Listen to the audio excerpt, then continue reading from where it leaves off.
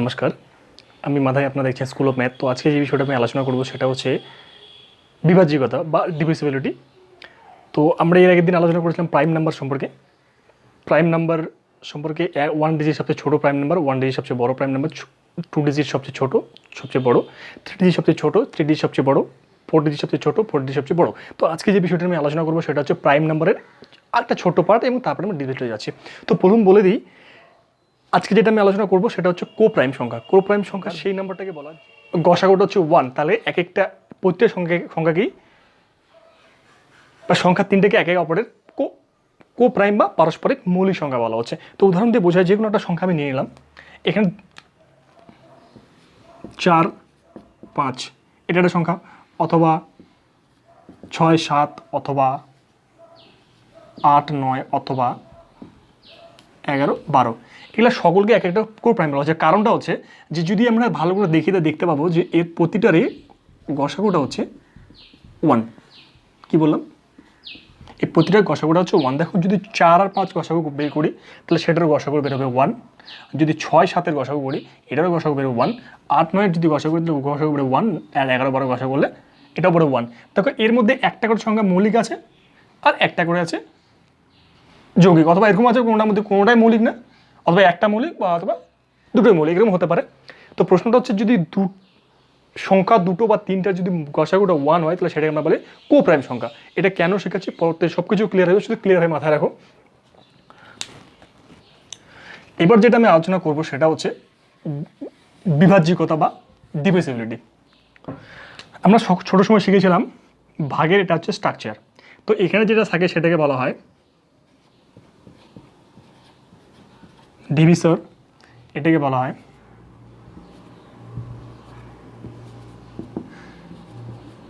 Quadrant, এটাকে বলা হয়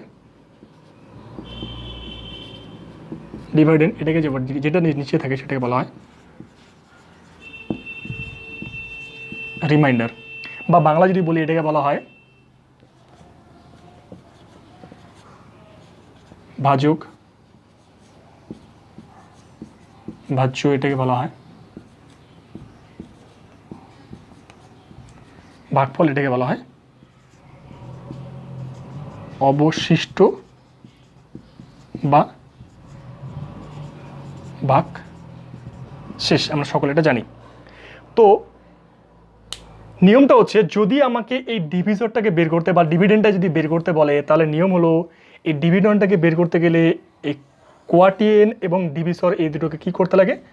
গুণ করে দিতে লাগে, এবং গুণফলটার সঙ্গে যে অবশিষ্টটা থাকবে সেটাকে কী করতে লাগে? যোগ করে দিতে লাগে।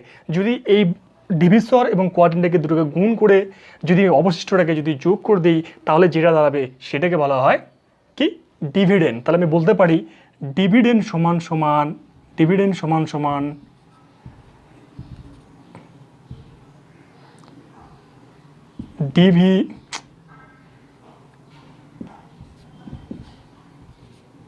ডিভিসর ইন্টু কোয়াটিয়েন প্লাস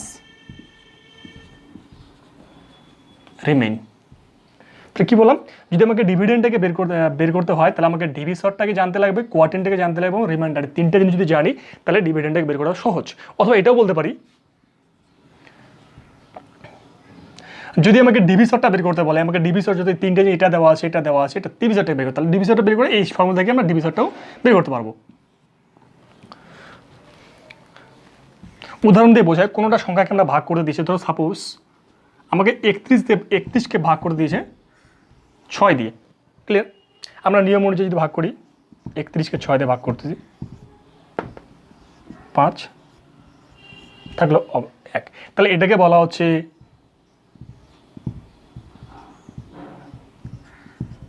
ডিভিসর, এটাকে বলা হচ্ছে কোয়াড্রেন্ট, এটাকে বলা হচ্ছে রিমেইন। ক্লিয়ার? তো এটা আমরা ভাগ প্রক্রিয়ার সাথে উদাহরণ দিয়ে যদি বোঝাই, দেখো এই দুটোর সঙ্গে যদি আমি এটার সঙ্গে গুণ করি তাহলে 5 6 30, এবং 30-এর সঙ্গে লাস্টেরটা কী বলছিলাম? যোগ করতে লাগে, তাহলে যেটা দাঁড়াবে সেটা হচ্ছে এই সংখ্যাটা বেরোবে। তাহলে আমরা বলতে পারি এটার সঙ্গে এটা গুণ, এবং লাস্টের সংখ্যাটা যদি যোগ করি তাহলে যেটা অ্যান্সার দাঁড়াবে সেটা হচ্ছে এই সংখ্যাটা। আমরা এটা 5 6-এ শিখেছিলাম। আচ্ছা, এখন যে বিষয়টা আমি আলোচনা করবো সেটা হচ্ছে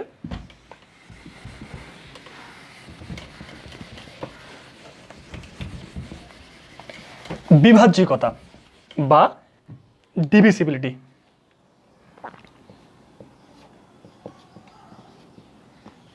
বা ডিভিসিবিলিটি। তাহলে আমরা কি জানি, 2 দিয়ে বিভাজ্য করার নিয়ম বা 2 দিয়ে ডিভিশন, 2 দ্বারা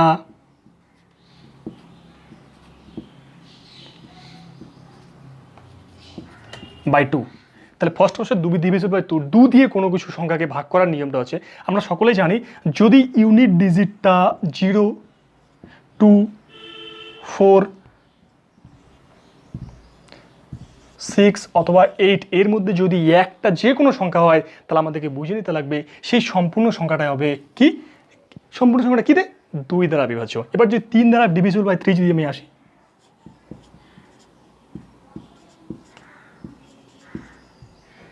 বাই 3, তাহলে এটার ডিজিট যদি যে কটা ডিজিট থাকবে সংখ্যাটার মধ্যে, সেই সংখ্যার সমস্ত ডিজিটটার যোগফল যদি 3 দিয়ে ভাগ করা যায়, তাহলে সেই সমস্ত সংখ্যাটা 3 দ্বারা ভাগ করা যাবে। উদাহরণ দিয়ে বোঝায়, যে কোনো সংখ্যা নিলাম একটা উদাহরণ, দেখো একটা সংখ্যা নিয়ে এসে হচ্ছে 5348, এটা একটা 4 ডিজিট নাম্বার। তো এটাকে 3 দিয়ে ভাগ করা যাবে না, কি নিয়ম বললাম, যে প্রতিটা ডিজিটটাকে আমার কী করতে লাগবে, যোগ করে দিতে লাগবে, তাই তো, +3। দেখো 3টাকে যদি যোগ করে উত্তরটা দাঁড়াবে 15। তাহলে আমরা বলতে পারি সমস্ত এই অ্যান্সারটা হচ্ছে 3 দিয়ে ভাগ করা যাচ্ছে, তাহলে সমস্ত সংখ্যাটা কী হবে, 3 দিয়ে, এই সমস্ত সংখ্যাটা 3 দিয়ে ভাগ করা যাবে। যদি আপনারা এটা ক্যালকুলেশন করে দেখবে 3 দিয়ে এটা ভাগ করা যাচ্ছে। আমি এটা করছি না। নেক্সট যেটা আসবে সেটা হলো ডিভিজিবল বাই 4। 4 দিয়ে ভাগ করার নিয়ম কিছু না, যে সংখ্যাটা দেওয়া হবে সেই সংখ্যাটার লাস্ট 3 ডিজিট যদি 4 দিয়ে ভাগ করা যায়, তাহলে সমস্ত সংখ্যাটা হচ্ছে 4 দিয়ে ভাগ করা যাবে। উদাহরণ দিয়ে বোঝাই, যে কোনো একটা সংখ্যাকে আমি নিলাম, দেখো এটা একটা সংখ্যা 5120, এটা 4 ডিজিট। তাহলে আমি কি বলেছিলাম, লাস্টের 3 ডিজিটটা দেখবো, কিছু দেখার দরকার নেই। তাহলে 120 কী হয়, 4 দিয়ে ভাগ করা যায়। তো আমরা পরিষ্কারভাবে বলতে পারি সমস্ত সংখ্যাটা কী হবে, 4 দিয়ে ভাগ করা যাবে। সেম হবে যদি 5 দিয়ে ভাগ করার নিয়ম, আমরা জানি, সকলে জানি 5 দিয়ে ভাগ করার নিয়ম একদম সহজ। যদি ইউনিট ডিজিটটা 0 অথবা 5 এর মধ্যে যদি যে কোনো একটা থাকে, তাহলে আমরা সেই সংখ্যাটাকে কী হবে, 5 দিয়ে ভাগ করা যাবে। এবার এই সংখ্যাটা যেখানে 0 অথবা 5-এর মধ্যে আছে, তাহলে এই সংখ্যাটা নিশ্চয়ই 5 দিয়ে ভাগ করা যাবে। কিন্তু এই সংখ্যাটা 5 দিয়ে ভাগ করা যাবে না, কেন, কারণ এই সংখ্যার লাস্টের ডিজিটটা 3, 0, 5-এর মধ্যে নেই। সেমভাবে 6 ডিভিজিবল বাই 6, 6 দিয়ে ভাগ করার নিয়ম, 6 দিয়ে ভাগ করার নিয়ম কিছু না, যদি সেই সংখ্যাটাকে 3 অথবা 2 এই দুটো সংখ্যার মধ্যে প্রতিটা দিয়ে যদি ভাগ করা যায়, তাহলে সেই সংখ্যাটাকে হবে 6 দিয়ে ভাগ করা যাবে। কি বললাম, যদি দুটো সংখ্যা দিয়েই সেই সংখ্যাটাকে ভাগ করা যায়, 3 দিয়েও ভাগ যেতে লাগবে অথবা 6 দিয়ে যেতে লাগবে। তো দুটো দিয়ে যদি ভাগ করা যায়, তাহলে সেই সংখ্যাটা কী হবে, 6 দিয়ে ভাগ করা যাবে। এটা যদি ক্যালকুলেশন করো বুঝে যাবে, আমি শুধু এখানে এটা দেখালাম না। এবার যে বিষয়টা আমি আলোচনা করবো সেটা হচ্ছে 8 দিয়ে ভাগ করার নিয়ম। এটা মিশিয়ে দিচ্ছি আমি, ডিভিজিবল বাই 8।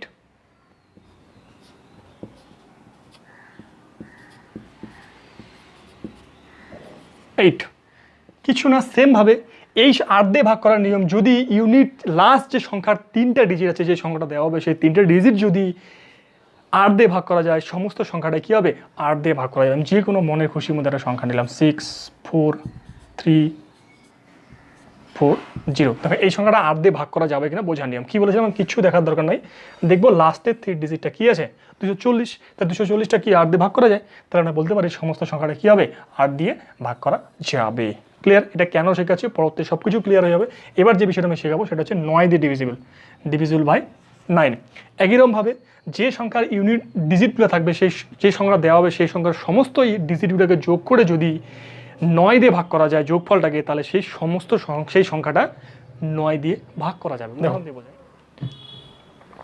তাহলে এটা একটা কত ডিজিট নাম্বার, এটা হচ্ছে একটা 4 ডিজিট নাম্বার। তাহলে আমাকে দেখতে লাগবে সেই সংখ্যাটা 9 দিয়ে ভাগ করা যাবে। কী নিয়ম বলেছিলাম, যদি প্রতিটা ডিজিটটাকে যদি যোগ করবো, 6 + 3 + 2 7 + 2 যোগ করলে হচ্ছে 18। তাহলে সমস্ত সংখ্যাটাকে কী হবে, এই সমস্ত সংখ্যাটাকে 9 দিয়ে ডিভিজিবল যাবে। কী বললাম, যার ইউনিট ডিজিটে যে সম্পূর্ণ ডিজিটগুলোকে যোগ করলে যে অ্যান্সার দাঁড়াবে, সেটাকে যদি আমি 9 দিয়ে ভাগ করে মিলে যায়, তাহলে সমস্ত সংখ্যাটা কী হবে, ভাগ করা মিলে যাবে, 9 দিয়ে ভাগ যাবে। এবার আসবে 10 দিয়ে ভাগ করা। 10 দিয়ে ভাগ করা নিয়ম আমরা সকলেই জানি, কিচ্ছু না, যদি ইউনিট ডিজিটটা 0 থাকে, তাহলে আমাকে বুঝে নিতে লাগবে সেই সংখ্যাটা 10 দিয়ে ভাগ করা যাবে। আশা করি এইটুকু ক্লিয়ার হয়েছে। যদি ক্লিয়ার না হয় কোনো কনফিউশন দরকার নেই, প্রত্যেক সব কিছু ক্লিয়ার হয়ে যাবে। এবার যে বিষয়টা আমি আলোচনা করবো সেটা হচ্ছে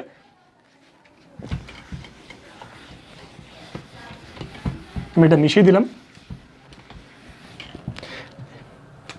এবার যে বিষয়টা আমি আলোচনা করতে চলেছি সেটা হচ্ছে একটু আমি আলোচনা করলাম কো প্রাইম হচ্ছে সেই সংখ্যা দুটোকে বলা হয় যে সংখ্যা দুটোর গসাগুটা হচ্ছে 1। তাহলে উদাহরণ দিয়ে বলতে পারি, একটু আগে লিখেছি 5, 4, 7, 8 না, এগুলো সবই হচ্ছে কো প্রাইম। কেন? গসাগুটা হচ্ছে 1। তাহলে বলেছে যদি কোনো সংখ্যার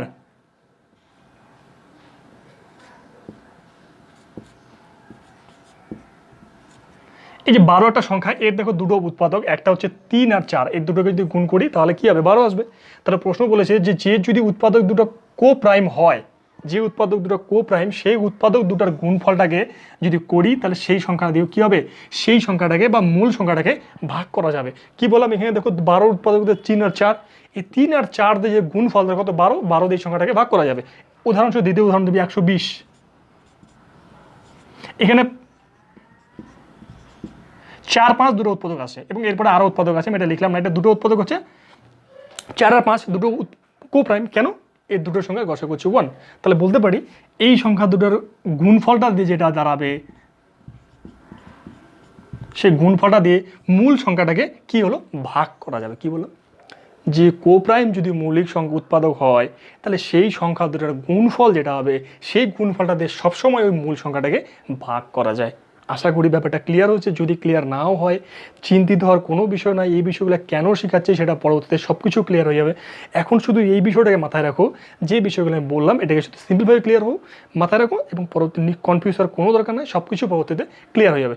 যদি কোনো কিছু বুঝতে অসুবিধা হয় একবার জায়গায় তুমি দুবার দেখো এবং নিচে কমেন্ট করে জানাতে পারো, এবং সেটা আমি উত্তর দেওয়ার চেষ্টা করবো কোথায় আমার ভুল ভ্রান্তি হচ্ছে। তো আজকে এই পর্যন্ত ভিডিও, এবং এই চ্যানেলে আসার জন্য ধন্যবাদ।